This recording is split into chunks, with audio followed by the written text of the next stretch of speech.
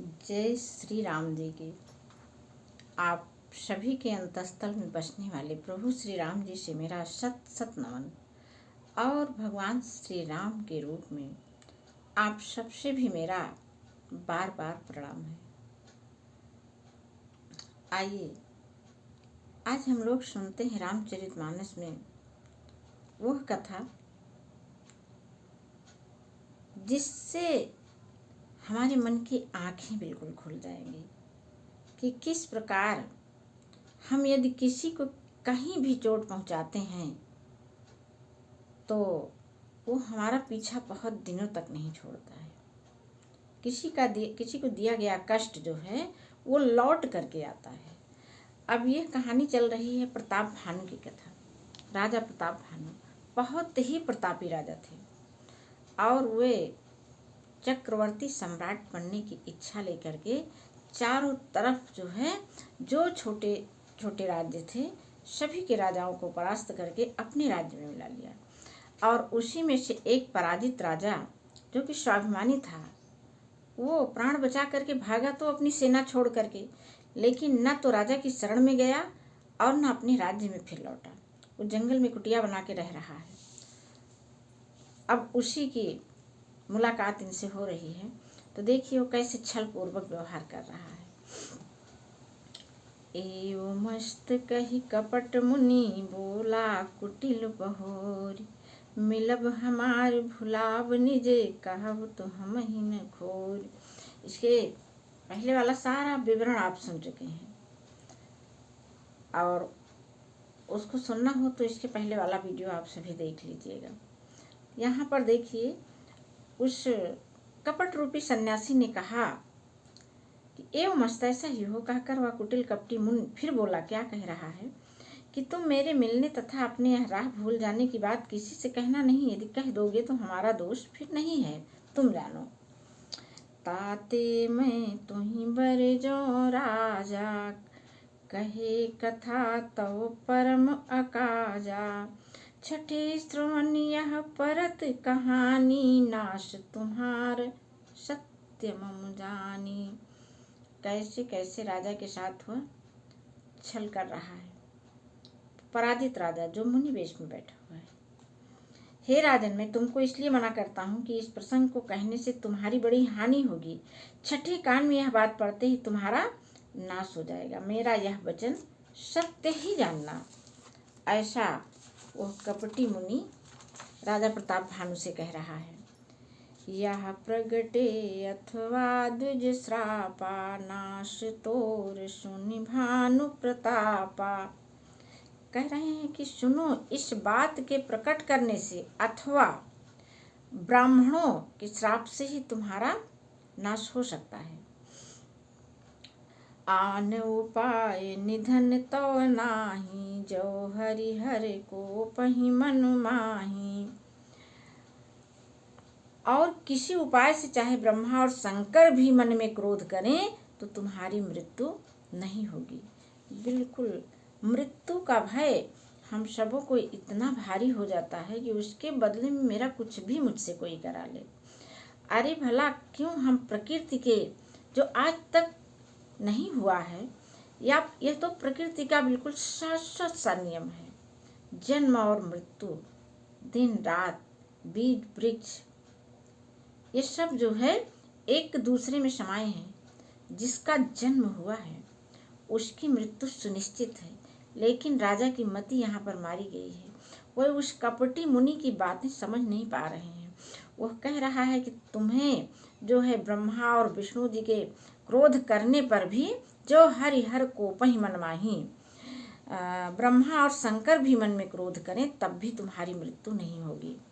सत्यनाथ पद गहि नृप भाषा, द्विज गुरु कोप कहो को राखा। और राखई गुरु जो कोप विधाता, गुरु विरोध नहीं को जग त्राता। राजा ने मुनि के चरण पकड़ लिए, कहा हे स्वामी, सत्य ही है, ब्राह्मण और गुरु के क्रोध से कहिए कौन रक्षा कर सकता है। यदि ब्रह्मा भी क्रोध करें तो गुरु बचा लेते हैं, पर गुरु से विरोध करने पर जगत में कोई भी बचाने वाला नहीं है। जो न चलब हम कहे तुम्हारे, हो नास नहीं सोच हमारे। बिल्कुल उनके प्रभाव में आ गए राजा। एक ही डर डर पत मन मोरा, प्रभु मही देव श्राप अति घोरा। कहें बस एक ही डर, मुझे चिंता हो रही कि मेरे मन में तो हे प्रभु एक ही डर से डर रहा है कि ब्राह्मणों का श्राप बड़ा भयानक होता है।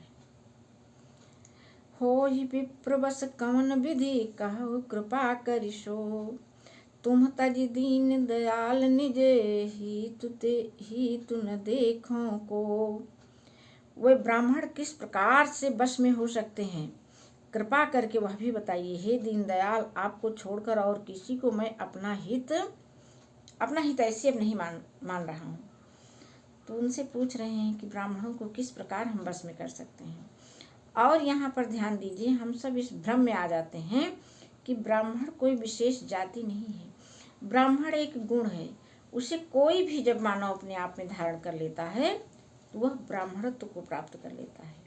इसके इतिहास में बहुत सारे उदाहरण हैं।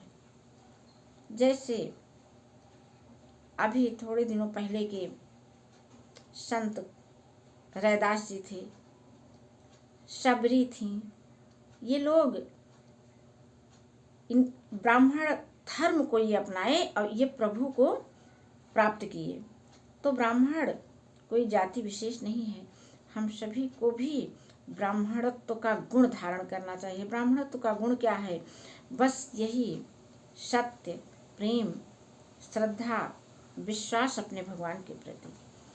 ये सारे ऐसे गुण होते हैं जो हमें तप बल धारण करवाते हैं, और जिसमें तप बल की शक्ति आती है वही ब्राह्मण हो जाता है। हो विप्र बस सुनु नृप विविध जतन जग माही, कष्ट साध्य पुनि होहि कि नाही। आहई एक यति सुगम उपाई, तहाँ परंतु एक कठिनाई। तपस्वी ने कहा, हे राजन सुनो, संसार में उपाय तो बहुत हैं, पर वे कष्ट साध्य हैं, बड़ी कठिनता से बनने में आते हैं, और इस पर सिद्ध हो या न हो उनकी सफलता निश्चित नहीं है। हाँ, एक उपाय बहुत सहज है, परंतु उसमें भी एक कठिनता है। ममयाधीन जुगत नृप सोई, मोर जाब तो नगर न होई। आज लगे अरु जब ते भयऊं, काहू के गृह ग्राम न गयऊं। हे राजन, वह युक्ति तो मेरे हाथ में है, पर मेरा जाना तुम्हारे नगर में हो ही नहीं सकता। जब से मैं पैदा हुआ हूँ तब से आज तक मैं किसी के घर अथवा गांव नहीं गया हूँ। कितना बढ़िया ये राजा को चल रहा है। राजा को पता ही नहीं चल रहा है कि वही राजा है जिसको मैंने संग्राम में पराजित किया था। जो न जाऊं तो होई अकाजू, बना आयुष मंजस आजू। सुनि महिष बोले मृदुबानी, नाथ निगम नीति बखानी। परंतु यदि नहीं जाता हूँ तो तुम्हारा काम बिगड़ता है। आज यह बड़ा असमंजस आ पड़ा है। यह सुनकर के राजा कोमल वाणी से बोले, हे नाथ, वेदों में ऐसी नीति कही गई है। देखिए, राजा भी विद्वान तो थे ही, वे भी वेद की नीति बता रहे हैं। क्या कह रहे हैं? बड़े शनि लघुन पर करही, अगिरि निज सिरनि सदा तृण धरही। बड़े लोग छोटों पर स्नेह करते हैं, पर्वत अपने सिर पर सदा तृण को धारण किए रहता है। जलधि अगाध मौलि बह फेनु, संतति धरनि धरत सिर रेणु। अगाध समुद्र अपने मस्तक पर फेन को धारण करता है, और धरती अपने सिर पर सदा धूल को धारण करती है। उस मुनि को धरती और अपने को धूल बता रहे हैं, मुनि को सागर और अपने को फेन बता रहे हैं, मुनि को पर्वत और अपने आप को तृण बताते हुए वे मुनि से प्रार्थना करने चल रहे हैं। क्या? अस कही गहे नरेश पद स्वामी, हो कृपाल। मोहि लागी दुख सही प्रभु, सज्जन दीन दयाल। ऐसा कहकर राजा ने मुनि के चरण पकड़ लिए और कहा, हे स्वामी, कृपा कीजिए, आप संत हैं, दीन दयाल हैं, अतः हे प्रभु, मेरे लिए इतना कष्ट आप अवश्य करिए। अब इसके आगे की कथा हम लोग कल सुनेंगे। आज बस यहीं पर विश्राम। जय श्री राम जी की।